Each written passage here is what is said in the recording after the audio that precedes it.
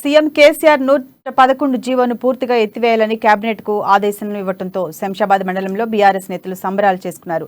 Rajendranagar circle మైలర్ Devpally division పరిధిలోని MLA Prakash Goud నివాసం దగ్గర శంషాబాద్ మండల పార్టీ అధ్యక్షుడు చంద్రారెడ్డి ఆధ్వర్యంలో కేసీఆర్ చిత్రపటానికి పాలాభిషేకం చేశారు.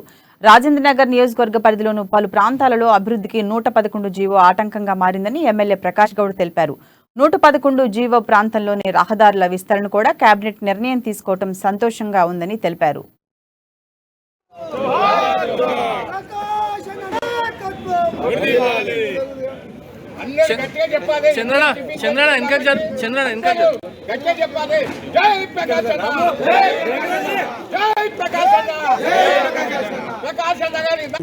నిన్న మొన్న 1 కోటి 2 కోట్లు పోయినాయి. మనం నిజంగా కూడా కోకాపేట నార్సింగ్ లో ఏ విధంగా అయితే అమ్ముతున్నామో ఆ విధంగా కోట్ల రూపాయల ప్రాపర్టీలు మనం అమ్ముకోవాల్సిన అవసరం మనకు ఉంటుంది. తొందరపడి ఎవరు కూడా గ్రామ సర్పంచ్ చెప్పేది అవసరం ఉంటుంది. నాకు అందరు కూడా మన ఊర్లలో చెప్పాలి, ఎవరు భూములు అమ్మొద్దని. మన ముఖ్యమంత్రి గారు సేవ చేసింది మనం అందరూ కూడా మరవద్దు.